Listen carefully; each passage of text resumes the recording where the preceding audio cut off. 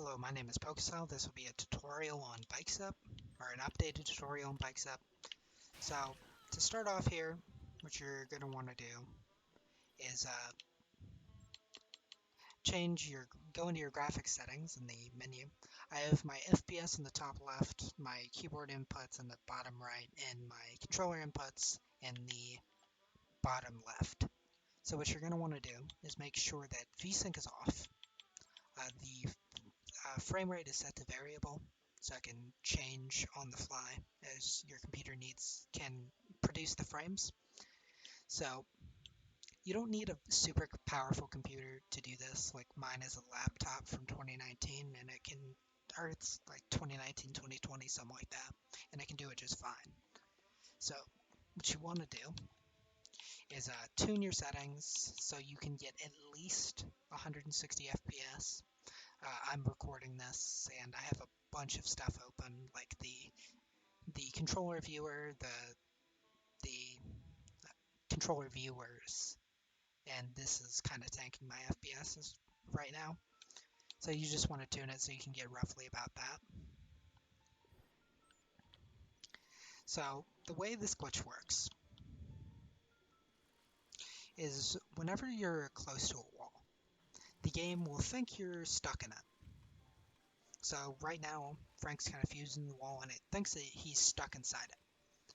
So it'll try to push you out of the wall whenever you release everything. See how I can't get as far into the wall as I was?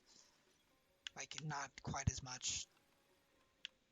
It pushes you a little bit. And this adds a little bit of, or a lot of bit of horizontal momentum. So it'll send you this way. Like, the way Frank is moving. And the Bikezip glitch adds a lot of vertical momentum to you. To show it off here, just going to, and you see how it goes straight up, and there goes the bike. So yeah, those combined sends you up and over the gate if you do it with proper FPS. And so to actually teach you how to do the glitch here, so what you want to do is generally you'll be coming at it from right about here, like left of this pillar, in between these generally is where you come from, because you want to actually have enough room to make a turn into the thing over there. So you're going to skate in or bike into it. Generally you'll be going at it a lot faster than I am. So what you want to do is make sure that your Frank, you see how Frank is where he's kind of fused into the wall and he's like touching the wall as much as he can, his legs into it. His basically his entire half his torso is.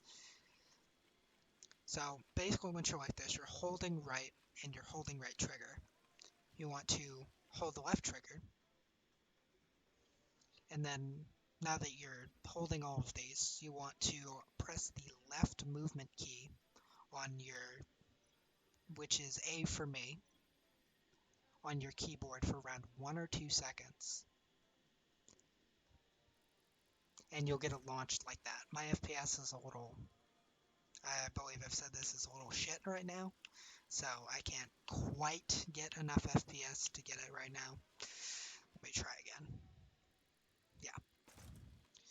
You generally want around 160 FPS, and I'm getting around 140 with all this stuff open.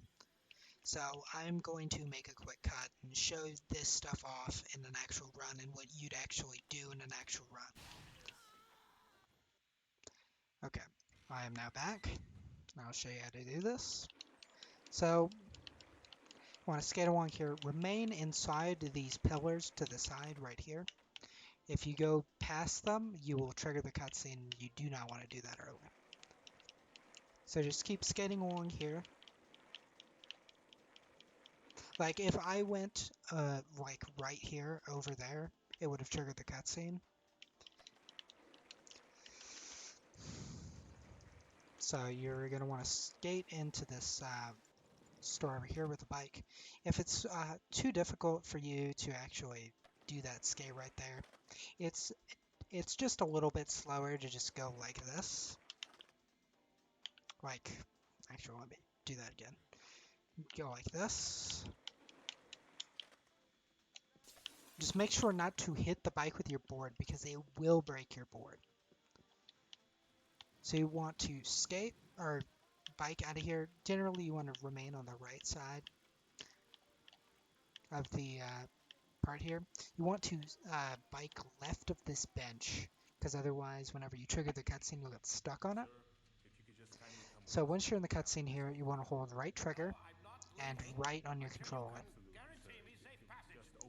And then once the case menu is popping up, you can actually bike, which is faster than the other doing it, just triggering it immediately, because you also skip a little bit of walking or skating, which saves like, a tenth of a second, but it's still a tenth of a second. So once it starts opening, you just want to spam right trigger and A at the same time. And then once you've actually closed the menu, you just want to only do right trigger. So what you're going to want to do is, as I taught you earlier, right trigger and right on the control stick, left trigger, and then A for about a second. And you want to actually press B on your controller to dismount when you're above the loading zone.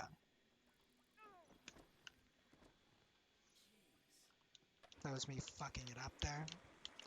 Generally, you can, if you don't fuck it up too badly like I just did right there, you can try it once but, on world record, or you can try it again, but on world record runs, you do not have that chance. So right about there. Whenever you press B is where you get off. Whenever you where you get off the bike on. You do not keep any sort of momentum when you press B. You just get off where it was when you pressed B. So then you want to skate along. And then right about here, you want to pause and go to the graphic settings. If your refresh rate is 60 FPS, or 60 hertz, it's slightly faster to switch to do VSync on. But if it's 144 or higher like mine is, then you want to switch it to 60 FPS. Now, I like to do, I personally believe it's faster to do this on mouse and keyboard. So you would click right here and then hit enter twice. Do you want to accept changes? Second enter is accept. And then you can press start on your controller, only your controller, because back, the pause menu or escape, the pause menu on keyboard and mouse is the back button also. So you can press start on your controller to instantly close the pause menu from this screen once you've confirmed your settings. And then you can go through. That's about it for this part of it.